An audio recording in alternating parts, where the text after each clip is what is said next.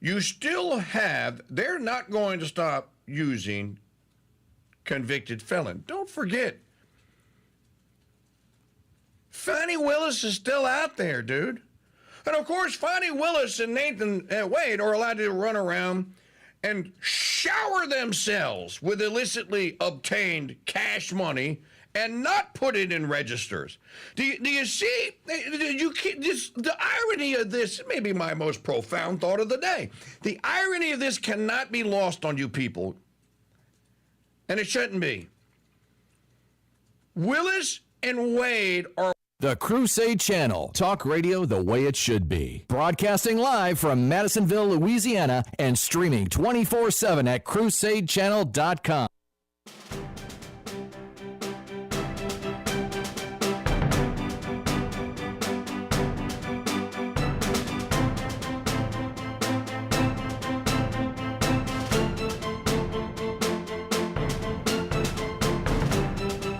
Greetings to you, crusaders across the amber waves of Bryden's prison planet. This is Mike Church here on the Crusade Radio Network, and we are going to go live to Trump Tower in New York City for President Trump's response, his press conference to the unprecedented, history-changing, history-making event of his conviction yesterday on 34 charges. We now believe that we know what the charges are, and the charges are... So, yes, he has been charged 34 times with...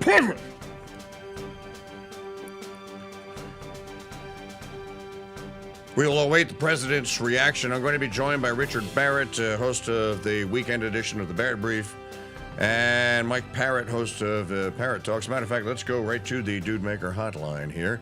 Since it is Parrott Talk time here on the Crusade Radio Network, Mr. Parrott is standing by and is on the hotline here with us. You said you were actually looking forward to this. Why? I really am. I really am looking forward to this. Well, first of all, because we're going to learn a lot, I think, about Trump's strategy here in this live hour. I think that if I were him, I would be secretly celebrating yesterday's events. I think yesterday's events put him squarely into the White House, unless they just kill him. But he's going to go out. I expect him to come out and say that, this is a miscarriage of justice and we're a banana republic and play to the political martyrdom that I think that this really is. But now, you do know now that Marshawn has the power. When he sentences him on July the 11th, he could throw him in the clink for 134 years. Yeah, I mean, you know how hard it is to get a jail sentence in the state of New York? You could be a violent criminal and not go to jail in the state of New York. I mean, for him to do that would be, seriously, to hand the election to Trump. Because you're right, I heard you in the last hour, this thing gets overturned easily, probably on a 9-0 decision. I mean, it's so patently absurd. I almost hope that they sentence him to jail, just to make it more spicy. Now, let me ask you. You talk about this thing called the Overton window all the time. Does this shift the Overton window? I think we're witnessing possibly an expansion of the window, if that makes any sense. Okay. I mainly, you're right. I talk about it moving to the left, yep. Constantly moving to the left. What I think now is we're seeing the goalpost expand at both sides because this is the most polarizing event possible, perhaps of my lifetime. Maybe not of yours, but perhaps of my lifetime. This is the most polarizing event, and I think that this is driving people. I saw reactions on the Twitter, the hell site formerly known as Twitter. And and they called Trump. They said he's a rapist and a racist and a fascist. And I see people saying, please call it these days. This just makes me like him more. You could not, in polite society, let's say in the Clinton years, nobody in the Democrat side would say, oh, I like Bill because he's a rapist, because of Lewinsky and Paula Jones and the payout to... Nobody would have defended him on those terms. Now I think the young right wing is like, yeah, He is a fascist, and he is a rapist. Good for him. Get women back in the kitchen. I mean, this is, and I'm not saying that that's a good thing. I'm just saying that I think the window is expanding on both sides as people get pushed more out to the extremes. Well, let me throw a few things out there that we can talk about while we're waiting for Trump to actually make his appearance. First of all, let's go over the great events of the last 60 years. We'll start with 60 because we need to. And when you said this may be the most polarizing event, it may be the biggest event of your adult life. Let's review. November 18th, 1964, right? John F. Kennedy is murdered by the CIA. Biggest event in anyone's lifetime who was alive and was either a young adult or an adult, okay? I think everyone agrees with that. The killing of JFK, biggest event. Second biggest event, Richard Nixon's resignation in 1974, and then getting on the helicopter. Don't forget, in Nixon's resignation, there was a magnanimous act that might have cost Gerald Ford the presidency, which was Ford pardoned Nixon. You people should never forget that what Jerry Ford did might have averted some kind of an internecine war by him pardoning Nixon and taking the prosecution of the president off the table, because the long knives were out, and it was said that the Democrats and even some Republicans were going to go after Nixon. Okay, that's two. Next biggest event in all our adult lifetimes, most people remember where they were the day the Challenger blew up. The day the Challenger blew up. I was there. I remember it. I was at Delgado University working on my associate's degree in commercial art. I was having lunch in the cafeteria with my buddies. We were stoned on Sensimelia. And they were like, hey, man, what's going on with the TV over there? Why is everybody running to the TV? We said with our glassy eyes. And then, of course, 9/11. Oh, Trump is up. Mike, hold on. A case where if they can do this to me, they can do this to anyone. These are bad people. These are, in many cases, I believe, sick people. When you look at our country, what's happening, where millions and millions of people are flowing in from all parts of the world, not just South America, from Africa, from Asia, from the Middle East, and they're coming in from jails and prisons, and they're coming in from mental institutions and insane asylums. They're coming in from all over the world into our country. And we have a president and a group of fascists that don't want to do anything about it, because they could right now, today. He could stop it. But he's not. They're destroying our country. Our country is in very bad shape. And they're very much against me saying these things. They want to raise your taxes by 4 times. They want to stop you from having cars with their ridiculous mandates that make it impossible for you to get a car or afford a car. But make it very possible for China to build all of our cars. It's a very serious problem that we have. We just went through one of many experiences where we had a conflicted judge, highly conflicted. There's never been a more conflicted judge. Now, I'm under a gag order, which nobody's ever been under. No presidential candidate's ever been under a gag order before. I'm under a gag order, nasty gag order, where I've had to pay thousands of dollars in penalties and fines and was threatened with jail. Think of it. I'm the leading candidate. I'm leading Biden by a lot, and I'm leading the Republicans to the point where that's over. So I'm the leading person for president, and I'm under a gag order by a man that can't put 2 sentences together, given by a court. And they are in total conjunction with the White House and the DOJ, just so you understand. This is all done by Biden and his people. And maybe his people, more importantly. I don't know if Biden knows too much about it, because I don't know if he knows about anything. But he's nevertheless the president, so we have to use his name. And this is done by Washington, and nobody's ever seen anything like it. So we have a judge who's highly conflicted. You know what the confliction is. Nobody wants to write about it, and I'm not allowed to talk about it. If I do, he said, I get put in jail. So we'll play that game a little bit longer. We won't talk about it, but you're allowed to talk about it. I hope you do, because there's never been anybody so conflicted as this. As far as the trial itself, It was very unfair. We weren't allowed to use our election expert under any circumstances. You saw what happened to some of the witnesses that were on our side. They were literally crucified by this man who looks like an angel, but he's really a devil. He looks so nice and soft.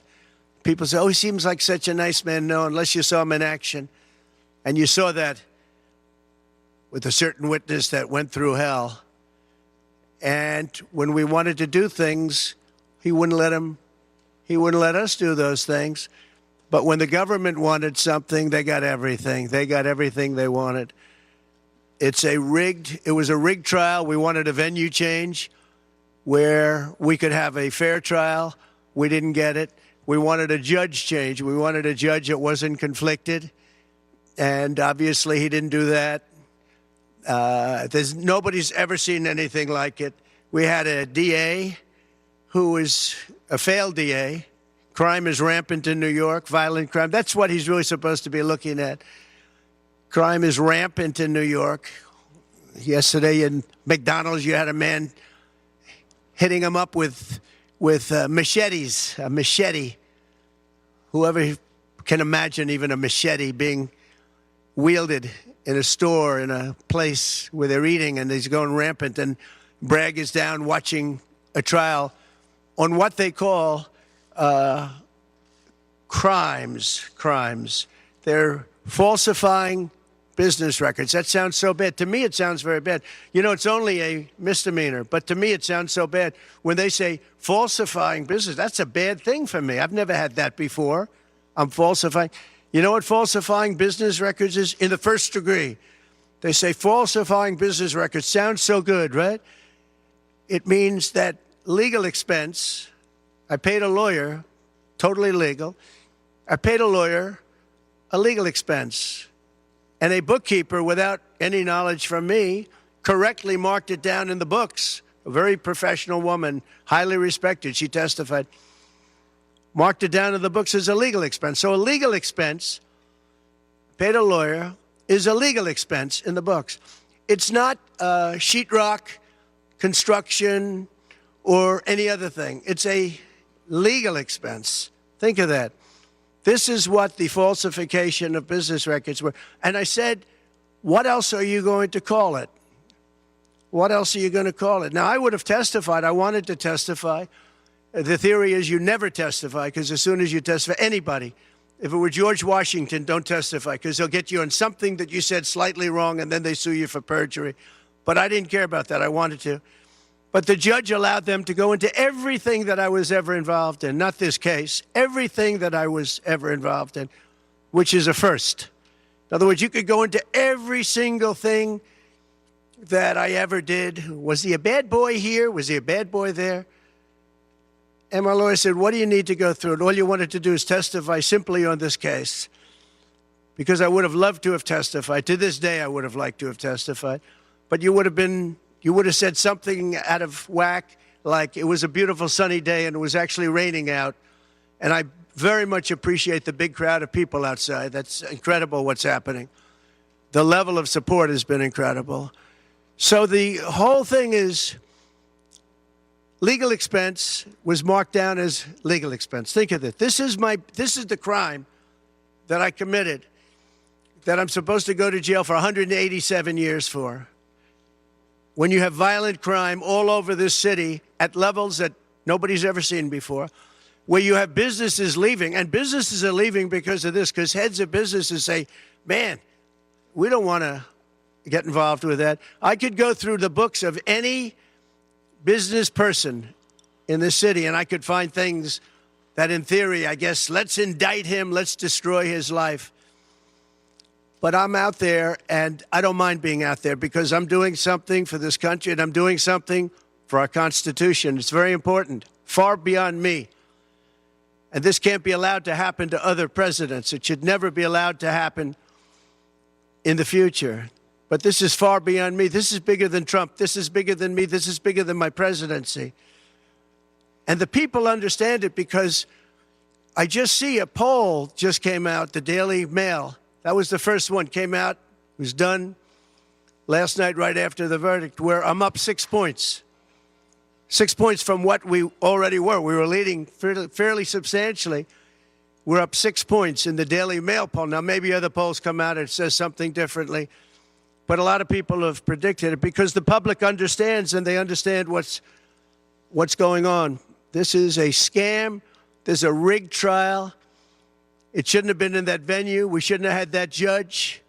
He should have allowed us to have an election expert. We had the best expert, most respected expert, head of the Federal Elections Commission. He was all set to testify. He was waiting for 2 days. And when it was his turn, Bragg's people protested. And the judge knocked him out, said, you can't testify. He actually said you can't testify for anything having to do with the trial. You can say what the federal elections is. Well, that doesn't help. Everybody knows that. But you can't testify. So essentially, he wasn't able to testify. Other people weren't able to testify. But with these people, they were able to use people salacious. By the way, and nothing ever happened. There was no anything. Nothing ever happened, and they know it. But they were as salacious as they could be, and it had nothing to do with the case, but it had to do with politics. And do you notice the timing? The timing was perfect. This case was dead. It was dropped by every agency, every governmental board. It was dropped by the highly respected Southern District. They said, no, there's no case here. It was dropped by federal election, and that's what it's about. This is about a federal election, not a state election. You're not even allowed to look at it. They took the state and the city, and they went into a federal election. They're not allowed. The people from federal election, Southern District, and Washington dropped the case. Everybody dropped the case. There was no case. Cy Vance dropped the case. And when Bragg came in, he said, this is the most ridiculous case I've ever seen. And who would have a certain person, again, gag order, who would have a certain person like this ever? People to testify. He said, the craziest case I've ever seen. This is Bragg. Then when I announced I was running for president, long time later, they decided to revive this case. And they got a judge, Judge Marchand, who was responsible for another case that was also brought. It destroyed the life of a very good man, by the way. Destroyed the life of a very good man who went to prison once, and then they just put him in prison again because they said he lied. He didn't lie. I looked at the statements he made. In fact, he didn't remember something, and they put him in jail. Again, they've destroyed him. With me for many years, he was an honorable person. He was an honest man. And if you look at what he did, supposedly, it never happened. There's never been anything like this. Over the education. He didn't report that he had a car or 2 cars on his income. I don't know. I wonder how many people here have cars. I wonder how many people said, oh, gee, I have a car that's worth X dollars. How do you even figure it? And I guess you do have to report it, but I would say probably almost nobody does. Nobody even thinks about it. They put this man, they destroyed this man, but they put him in jail again because they didn't want him to testify. They didn't want him to testify. That's why he went to jail. They put him in jail twice. He's 77 years old. Now, normally I'd say that's an old guy, but I don't feel 77. Nobody ever says that about me. I'd like them to say, gee, we have to have a little sorrow for this man, because they just don't say that about me, but maybe I'm better off that way. I think I'm probably better off that way. But they put him in jail twice. And you have to see what they put him in jail. And he was threatened by the judge. This man was told, you're going to get 15 years in jail if you don't give up Trump. And he was told that. You're going to get 15 years in jail. And he made a plea deal because he didn't want to spend the rest of his life. And he was told that viciously. We're living in a fascist state. He was told that viciously. So you can go to jail for 4 months, 5 months, or you can get 15 years in jail. So do a plea. almost who wouldn't do that plea? Everyone does those pleas. It's a horrible thing. There's a whole group of lawyers that fight that. It's so unfair. It's so unfair. But they destroyed his life. So many other things. You look at Southern District didn't want to bring the case. Nobody wanted to bring the case. And then you know who didn't want to bring the case most of all? Is Bragg. Bragg didn't want to bring it. But then he brought it. And they tried to make it a different case. They didn't say legal expense equal legal expense. Again, if I wrote down and paid a lawyer, and by the way, this was a highly qualified lawyer. Now, I'm not allowed to use his name because of the gag order. But, you know, he's a sleazebag. Everybody knows that. Took me a while to find out. But he was effective. He did work. But he wasn't a fixer. He was a lawyer. You know, they like to use the word fixer. He wasn't a fixer. He was a lawyer. At the time, he was a fully accredited lawyer. Now, he got into trouble not because of me. He got into trouble because he made outside deals, and he had something to do with taxi cabs and medallions, and he borrowed money. And that's why he went. And then he pled to three election violations. And as soon as I saw that, I said, I wonder why he did that. He pled. He took a deal. Now, he took a deal because he wanted to get off. In other words, I'll take a plea deal, and I want to get off. And he wanted to make a deal with the Southern District. And they wrote the worst report I think I've ever seen on any human being, other than the report that was written on James Comey by the Inspector General, a very great Inspector General, actually, wrote a report that was so bad. This one was possibly worse. The Southern District, the judge didn't let us use it. He said, it's hearsay. I said, it's not hearsay. Wouldn't let us use it. This is about the man. But he got in trouble for a very simple reason, because he was involved with borrowing a lot of money, and he did something with the banks. I don't know if it's defrauded the banks, but something happened. You guys know what it is. And then in addition to that, he gave up on three things where he wasn't guilty. In fact, they were going to testify in that. The head of the FEC, the Brad Smith, the election expert, #1 rated in the country, was going to testify. He took a plea on three things. He just added them in because that gave him more bargaining power with respect to me. But the three things that he pled on, having to do with the election and having to do essentially a little bit with me, they weren't crimes. They weren't crimes. Nor is paying money under an NDA. So we have an NDA, non-disclosure agreement. It's a big deal, a non-disclosure agreement. Totally honorable, totally good, totally accepted. Everybody has them. Every company has non-disclosure agreements. But the press called it slush fund and all sorts of other things. Hush money, hush money. It's not hush money. It's called a non-disclosure agreement. And most of the people in this room have a non-disclosure agreement with their company. It's a disgrace. So it's not hush money. It's a non-disclosure agreement, totally legal, totally common. Everyone has it. And what happened is he signed a non-disclosure agreement with this person, I guess other people, but it's totally honest. You're allowed to make the payment. You don't have to make it. You can make it any way you want. It's a non-disclosure agreement. And he signed that. And there was nothing wrong with signing it.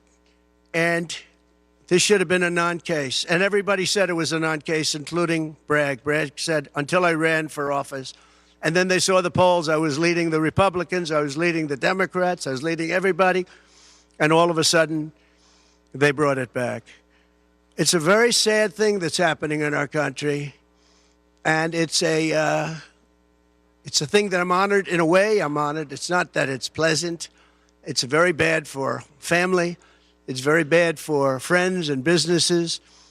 But I'm honored to be involved in it because somebody has to do it. And I might as well keep going and be the one.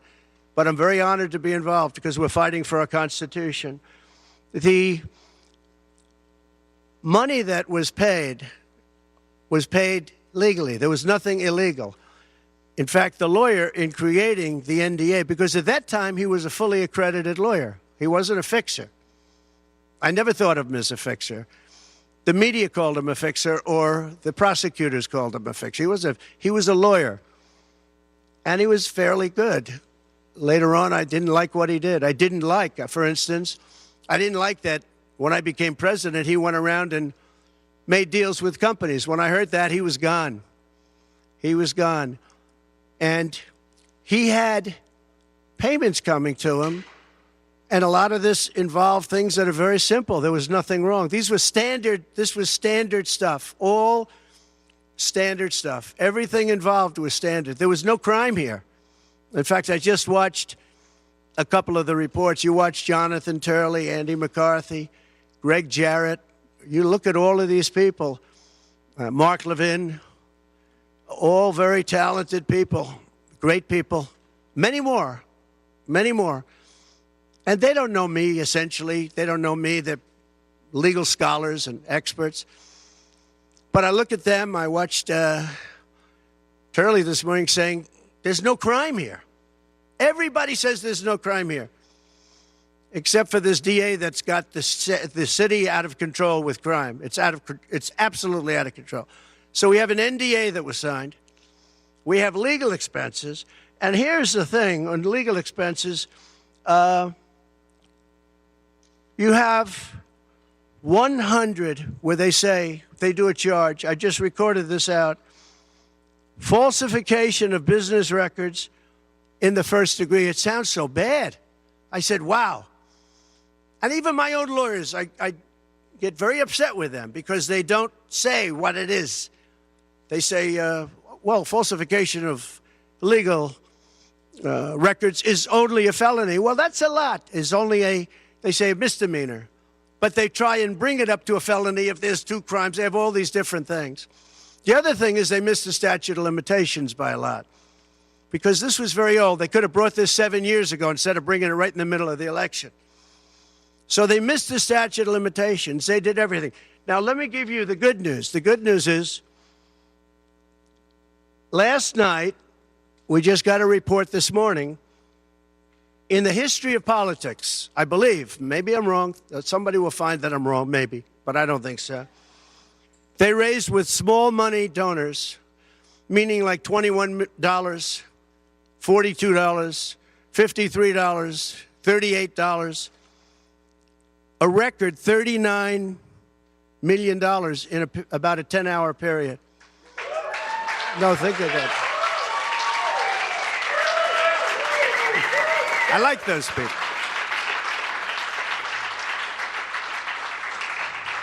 Because so far, I guess it's backfiring. Now, I don't know. I'd rather not have it happen. I don't want to have it backfiring. I don't want to win this thing legitimately, not because they were stupid and did things that they shouldn't be doing. They shouldn't have brought this case. They were saying it this morning. This is a case that should not have been brought. I watched Andy McCarthy say this is a case that should not have been brought. And that was this morning. But they all say that. Every legal scholar has said it. And these are great people. They really understand the law. The other thing, a poll just came out. The first poll, I don't know, maybe others will be bad. But a poll just came out a little while ago. The Daily Mail. Does anybody read the Daily Mail? It's very good. They have a good poll. At least I like it today. And the Daily Mail just came out with a poll, and it has Trump up 6 points in the last 12 hours. 6 points. 6 points since this happened. Who thought this could happen? Because the people of our country know it's a hoax. They know it's a hoax. They get it. You know, they're really smart, and it's really something. So we're going to be appealing this scam. We're going to be appealing it on many different things. He wouldn't allow us to have witnesses. He wouldn't allow us to talk. He wouldn't allow us to do anything. The judge was a tyrant. And you got to see that with Bob Costello, a fine man. I've never seen anything like it. And neither has anybody that was in that courthouse where he demanded that the courthouse be cleared. Now, the good news is most of the people in the courthouse were the media. And anybody that was in the media, if you're fair, you'll say, wow. That was anger. That was crazed. He was crazed. And the reason that Bob Costello acted a little bit upset which I think he has a right to, was that every question he was being asked was being objected to by the other side and sustained by the judge. Sustained. I think he did it many times. I don't know what the number, many times. Even I was sitting there saying, and these were basic questions. And I never saw anybody treated that way by a judge. And I've been treated very badly by 2 other judges also, because it's all the same thing. And it all comes out of the White House. Crooked Joe Biden, the worst president in the history of our country. He's the worst president in the history of our country. The most incompetent. He's the dumbest president we've ever had. He's the dumbest president, most incompetent president, and he's the most dishonest president we've ever had. And so many of he's a Manchurian candidate. You take a look at the way he treats China, Russia, so many others. You know, I ended the Russian pipeline. It was dead. He comes in and he approves it. And he gets $3.5 million, meaning $3.5 million is paid to the family, his family, from the mayor of Moscow's wife. And I said, where did that come from? Nobody wants to talk about it. But he's a very big danger to our country. And the only way they think they can win this election is by doing exactly what they're doing right now, win it in the courts because they can't win it at the ballot box. So we're going to show them that, we're going to fight. It's actually, I don't know, it's something where I'm wired in such a way that a lot of people would have gone away a long time ago. They would have gone away after impeachment hoax number 1. That was a total hoax. I had great support from the Republican Party, though. Then you had impeachment hoax number 2. And then they formed the committee. How about they formed the committee of thugs, the J6 committee of thugs. And they took their records and they destroyed all of the records after the committee was abandoned because those records were great for us. Now, can you imagine if Republicans did that? Everybody would have been in jail by now. Think of it, the unselect, I call it the unselect, they call it select committee, I call it the unselect committee of thugs. They meet, it's 100% Democrat and 2 past Republicans that are no longer Republicans, that are no longer in business anymore, thank you. But it was all Democrats and 2 wayward Republicans. Liz Cheney and crying Adam Kinzinger. He cries every time he goes on television. He's the most emotional human being I think I've ever seen. And that was our representatives. These 2 people were our rep. So they had all this stuff that they're leaking. And then when it came time to look at the records, like where the police said and the Capitol Guard said that I supplied, think of it, that I recommended as many soldiers or National Guard as you want. 10,000. If you had 500, you wouldn't have had a problem. There wouldn't have been a J6. But Nancy Pelosi and the group didn't want it. Anyway, so they have testimony to all of that, that I did not attack the Secret Service agent in the front of a car. You know, these are strong people. And I supposedly went to the driver, and I grabbed him around the neck. And he rebuffed me. And then I went to the other guy, who I think is a black belt in karate. And he's slightly younger than me. Maybe 35 years, 40 years, 50 years.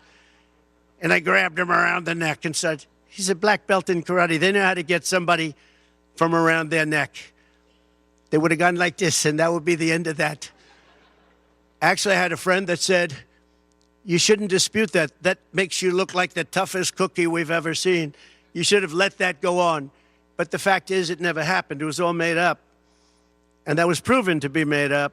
It proved to be a false story. And they deleted and destroyed all of that information, every ounce of it. We're dealing with a corrupt government. We have a corrupt country. Our elections are corrupt. Our borders are open. Our borders are going to be closed very soon. November 5th is going to be the most important day in the history of our country. Now, when I say that, because my people are always saying, do this, because we're fighting for America, DonaldJTrump.com. I hope everybody watching right now, DonaldJTrump.com, because it really makes a difference. They have a lot of money on the other side. I don't know where they get it. Nobody knows where they get it. But for some reason, they get money. But they're not on the side of our country. In many ways, I think they hate our country.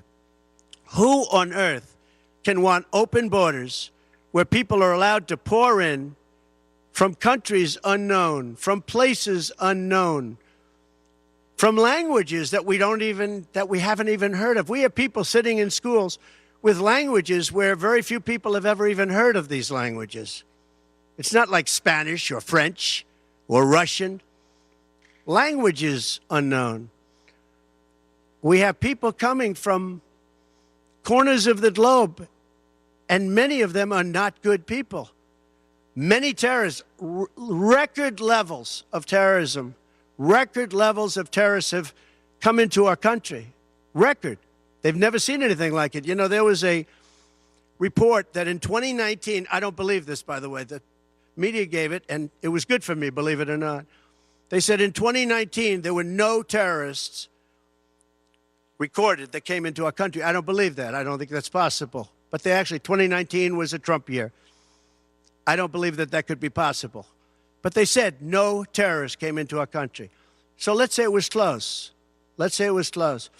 But now record levels of terrorists, record levels, the highest level we've ever seen of terrorists are pouring into our country.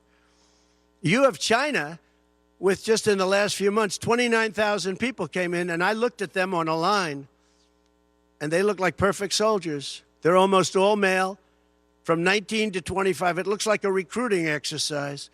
They have beautiful tents. They have propane stoves. They have cell phones, the best you can buy. I said, what's going on? It looks like they're building an army right in our country. Now, I don't think that would happen, right? We're losing our country. And I really think that this is an event, what took place yesterday with this judge. Look, we have conflicted, but he's a crooked judge, and you'll understand that. And I say that knowing that it's very dangerous for me to say that, and I don't mind, because I'm willing to do whatever I have to do to save our country and to save our Constitution. I don't mind. So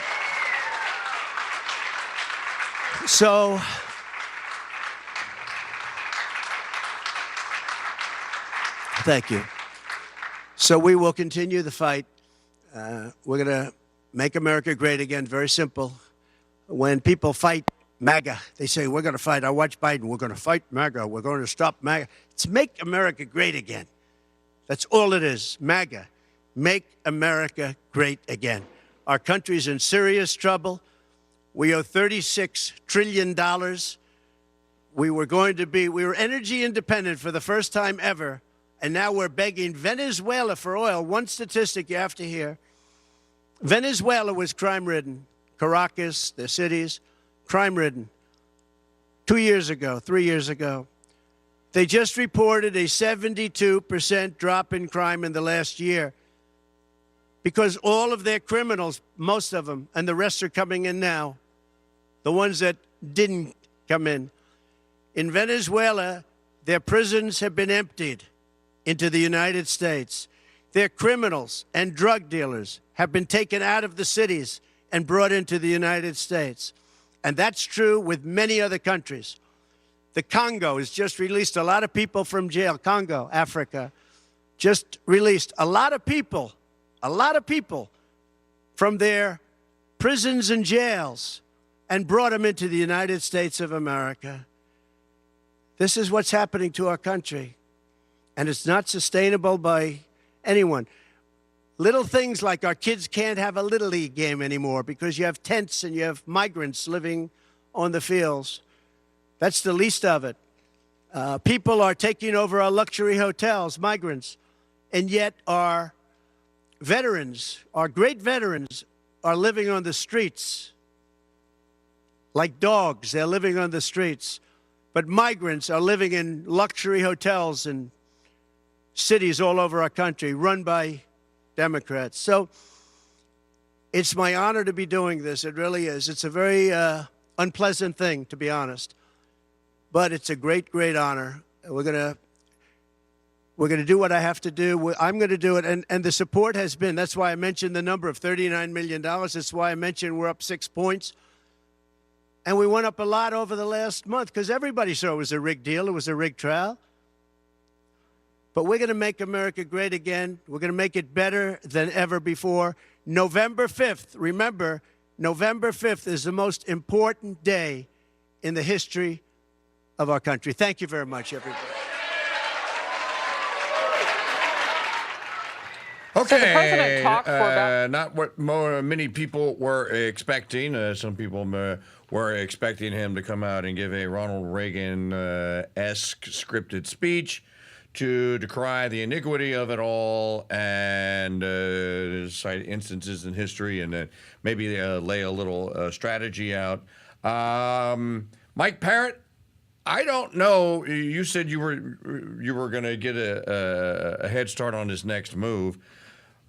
He didn't give anything. Maybe he doesn't want the enemy to know what they're going to do. Well, you're right. This was somewhat meandering and rambling. You know, he went off script after the first sentence. His first sentence was, if they can do this to me, they can do this to anybody. And then from there, it was wherever Trump wanted to go, you know. I mean, and he talked about the judge for about 25 minutes and prior cases with this judge and other people. He certainly is going to be censured by the court for still violating the gag order, even though he claimed that he wasn't. You're right. He could. I think this is a missed opportunity in my view. Now, look, I think a lot of people are going to be radicalized for Trump because they see the injustice. But he could have painted the picture of the injustice today, and he didn't do that. He came off as kind of petty and vindictive, and for some reason brought up immigration 3 different times. So there were people in the Crusader Stadium chat room that share that opinion. If I were his campaign manager, I would have told him I would have given him a couple of bullet points, which apparently they gave him or he wrote down. And then he could have done the bullet points, and then he could have rambled. I would have made big hay about the process, and then I would have laid out. I would have said, we have the evidence. We can connect the Biden White House to this. This is all going to come out. We're going to, like he did with the Russia thing. We know who did it. I can't tell you who it is right now, but we know who did it, and we have the evidence. It is all going to get connected. It may also be, Mike, the man has been sitting in that courtroom. He is 77 years old. He has been sitting in that freezing cold courtroom for, 5 weeks now? He's been going out there every day. He has to watch these people get up there and just lie through their teeth and then go through every little facet of his life. As he said, one of the things he did say that was correct was, why did they bring all this stuff into the trial? It had nothing to do with it. Nothing to do. Stephanie Gregory Clifford had absolutely nothing to do with it. She spent 4 days on the witness stand. You know who Stephanie Gregory Clifford is, right? Mm-hmm. No, you're right. I mean, yeah. I mean, he gave actually, I think, an interesting view of the trial, you know, where he would have liked to have testified. His witnesses were denied. The judge is conflicted out. I mean, he did those things right, but this could have been a monumental. This could have been a Mr. Gorbachev style speech. Yep, it could have where been. He talks about the broad values system of rule of law and a country, guided by certain principles. He didn't appeal to a single principle besides Trump. For Trump 2024, you know, I think that the Trump schlick of just, kind of insulting Biden, Biden probably didn't even know what was going on. Yeah, it's funny and it's humorous, but realistically, you've got to take the fight to him. You can't just give him a pass by saying that he's an old guy eating Jell-O. You've got to say, like you said, you've got to tie him to this. This is Biden's deliberate plan to try to take me off the ballot. AOC wants me off the ballot. They're probably going to make moves now because of high crimes and treasons, et cetera. Yep. So he missed the mark. He absolutely missed the mark. And I don't know who he was talking to or what member of the base is going to think that this was inspirational. But at what point did anybody get goosebumps and feel like, okay, I'm with this guy. I didn't feel that. No, I don't think that anyone is going to. Well, if you were predisposed previously to being a MAGA Trump guy, you're probably okay. But then you go like, meh, MEH, meh, it could have been better. You could have done that. If you weren't a Trump guy, you're probably not going to like, well, he won me over with that. Because it certainly wasn't that. What I also would have done, and I maybe would have sent Gene the dancing machine out there with the Gong Show hook after 15. Look, you got 15 minutes. Hit these 5 bullet points right here. One of the ones that you mentioned, that this is a country that's built on rule of law. This is an abrogation. This is an abomination of the rule of law and the Constitution, and it can't stand. I would have expected him to say at least that. Now, again, maybe I'm going to give him a little bit of a pass because maybe he's just old and he's tired. And he's been through this and he's worn out because he does look beat up. You're hearing it, not listening, not watching it. If you're watching it, he's not rosy cheeks, jovial Trump when he goes to one of these events that he's invited to speak at. So there may have been a couple of reasons reasons for that. I'm not going to make any excuses up. I agree, missed opportunity. But the short side of that is that was $100 million free ad buy. Didn't cost anything. 13 networks carry that live. All the bigs. So maybe that makes the point of, wow, he should have given the Brandenburg Gate speech. They could have hired Peggy Noonan or someone like that and had something ready to go to where, they could have had the... we knew when he walked out there and you didn't see the teleprompters, you knew that... yeah. when he comes out with the envelope, and it was just an envelope, it was a Trump International envelope or a Trump Tower envelope with Sharpie scribble on it. If you were looking at it, you would have known, we're going to get this is going to be rambling. Well, we'll never know. And maybe he was told, don't say anything about our plan. Just say you're going to fight it. Don't tell them anything. I actually think that's probably a smart strategy. But you're right. But all right, let me play devil's advocate. Let me play Diablo Advocato. What if he knows that there is an event coming up that he is going to secure an invitation to in the next 7 days, and he's going to go there and deliver that teleprompter speech that you just talked about? Yeah, I mean, I think you're right. Though not everyone is going to cover his speech in 7 days live. Nope. That's None of them are. Not going to happen. And you opened this segment up, I think, profoundly. Everybody remembers where they were standing when the towers were hit, when the Challenger blew, when JFK was shot. Everybody remembers those moments. This should have been seared into our minds for the rest of our lives. And the only thing I'm taking away from this thing is like, well, I guess Trump really did get beat down by this court case. And my hat's off to him for still standing. He did say a lesser man would have gone away, and now he's not going to go away. But, I mean, he could have projected strength, and he could have articulated some kind of principle, and that would be seared in our mind. Instead, I think this just muddles the whole thing, and it's maybe the biggest political miss, I think. I'm stunned right now. I'm almost stunned into silence, which you know me, I'm loquacious. I'm never short of words, but I don't even really know what else to say about this other than, golly, man, you just missed it big time. I concur with that. We're going to answer a couple chat room questions. Number one, I would say, and to your charge, the date that's going to be seared into people's minds is going to be the reading of the verdict. Nothing can take that away. I can tell you we had 16 times the audience yesterday than we had just now. So, and I'm not exaggerating, literally, so I just did the math, 16 times. People were going to remember where they were. I actually wrote the time down. It was 3:14 3:14 p.m. Central Standard Time, 3:44, I think I said, when Magdalene and I read aloud the verdict, guilty on the first count. Then they just kept going. That's what people are going to remember. That's your Challenger moment. That's your Twin Tower falling.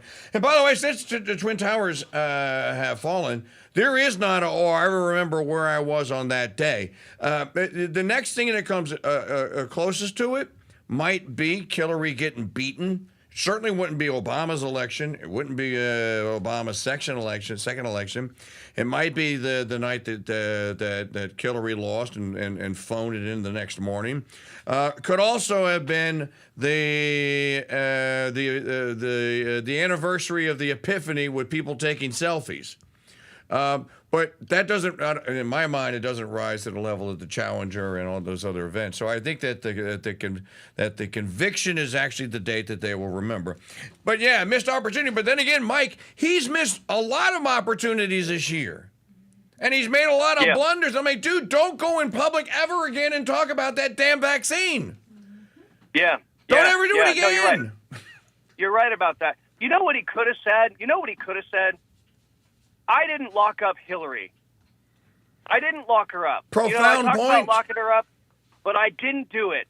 And I showed restraint for the good of the country. And look how they have treated me. And I think that line, that he would have landed that punch so hard. Hillary Clinton should be behind bars, and now I'm a convicted felon. Show them no mercy. We will destroy them. We're past the point of no return of civil society and genteel politics.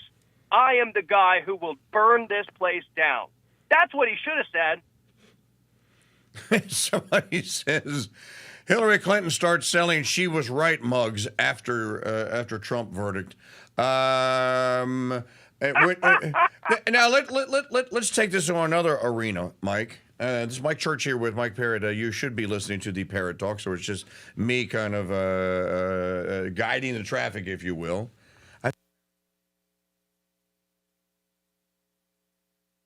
Let me guide this to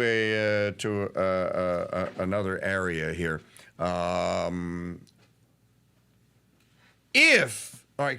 So if this opportunity is one that was missed. Do you remember a Trump speech where he actually used the teleprompters and made the points? I think that's a good question. The one that really comes to mind is his inauguration. Okay. When he says that the American carnage will end. I mean, everyone remembers that line. When he was acquitted by the Senate and Shampeachment won, he went on the teleprompters and got it right. When he was finished, it was in the West Wing, and then when it was finished, he went off the script. Okay, so if this was the opportunity here, and a squandered one at that, and again, it may have been that he was told, don't go out and tell them anything about about our plans to combat them. Don't even hint at what we plan to do. Although most of it has to be done in public because you have to file these things in court, right? Yeah. I mean, honestly, I think he should have said, "We're going to appeal this. We're going to go to the Supreme Court. This will be overturned. And this judge will be laughed out of office." He should have said those things. And by the way, not just on Hillary. He should have said, Joe Biden had documents, and he's not getting charges. What happened to John Podesta? What about Hunter Biden? How about all the Ukrainian illegal and illicit activities? He should have said, hey, we didn't prosecute our political enemies because we're not a banana republic. Now we are. So it's on like Donkey Kong when I get in, baby. That's what people wanted to hear. Yeah, could you imagine him actually saying, so it's on like Donkey Kong, like they say. I never played the game, never had any use for it, but it's on like Donkey Kong, okay? Donkey Kong. Mario is great. He really is. He's a great guy. I love Mario. We can wax ineloquent all we wish about the iniquity of all this, and I suppose that they're going to send surrogates out to make the points that you said that he should have made. I don't think that they perceived this. You know, Mike. I think it may be that this was a matter of perception, and that they did not perceive the opportunity here. I mean, if you're in those shoes, okay, let me play Advocate Diablo again. Where was your scripted speech after Voris and Nazi Niles went after you? Yeah, no, I mean it's a fair point. I mean, to put yourself in the position. I'm just trying to say, we're sitting out here. We're not.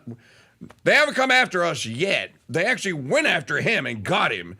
So some of that may have just been raging bullshit, right? Raging bull. So I didn't mean to drag you into that, but you don't always think the same way under that kind of pressure. Yeah, it's easy to armchair quarterback anything, and that's what we do as radio hosts. And you're exactly right.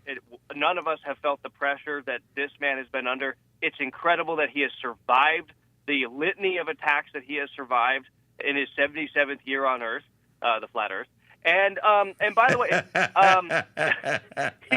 he did make a reference to the flatness when he said that we have all these terrorists coming from all four corners of the Earth. You know, but besides that, I think I don't want to be overly critical of him and say, oh gosh, he missed this huge opportunity, because the real truth is very few people are going to have watched that speech anyway.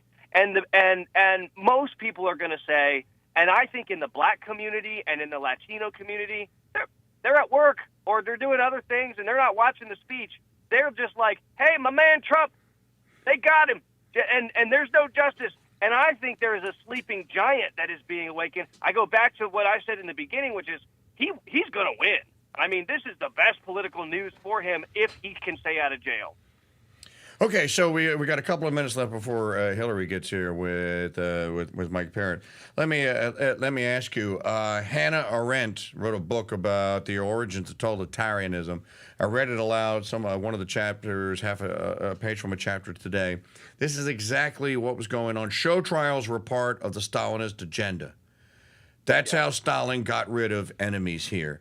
I don't put. Yeah. Do you put anything politically, and now maybe even legally, and now physically, past the Democrat Party? No, I mean, and I would say just the Uni Party. Look at Mitt Romney. Look at what's her name in Alaska or in Maine or whatever. Even Lindsey Graham.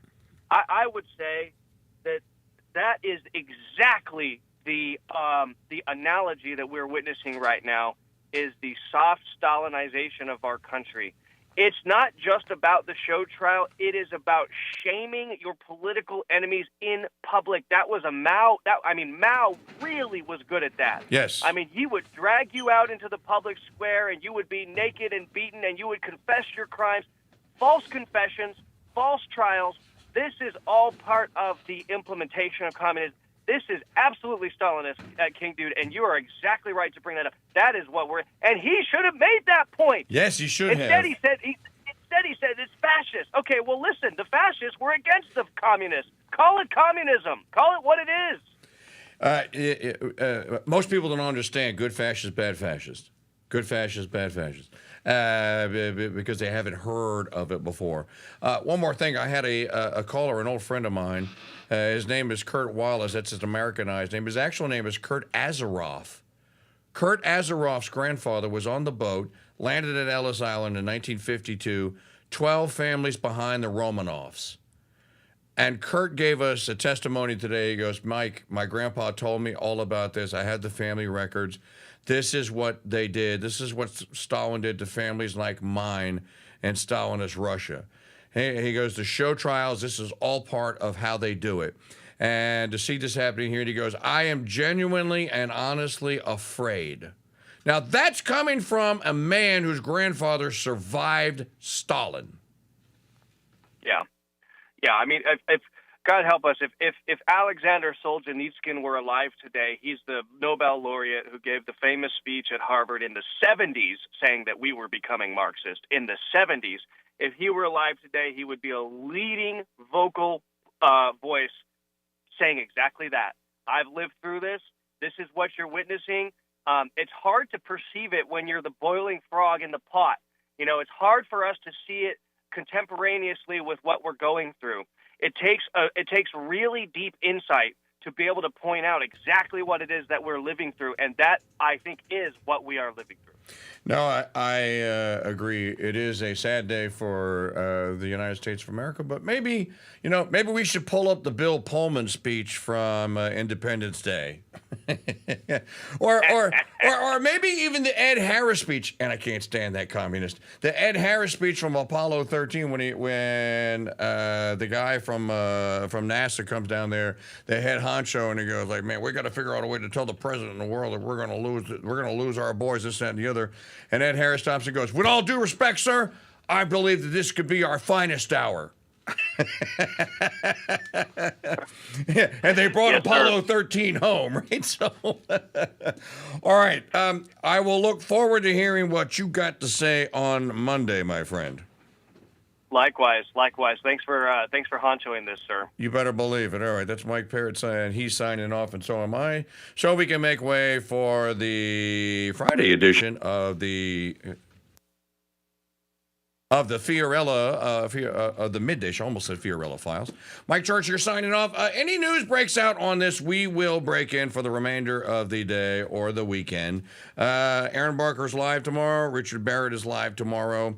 And on Monday, we pick right up and start the Golden Truth Ticket, your chance to win a 2024 Kia Sportage from the Crusade Radio Network. For all of us here on the Crusade Radio Network, for Maggie O'Connell, our producer, for Tommy, Justin Redmond, our producer, and for Mike Parrott, it's Mike Church saying so long, God bless you, and Mary keep you.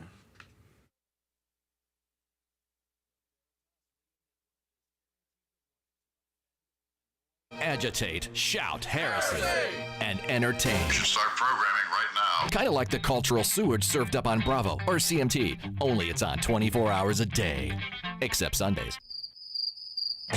When the truth gets you angry and you throw your smartphone, remember, no one is forcing you to listen to the truth on the Veritas Radio Network. You can't handle the truth.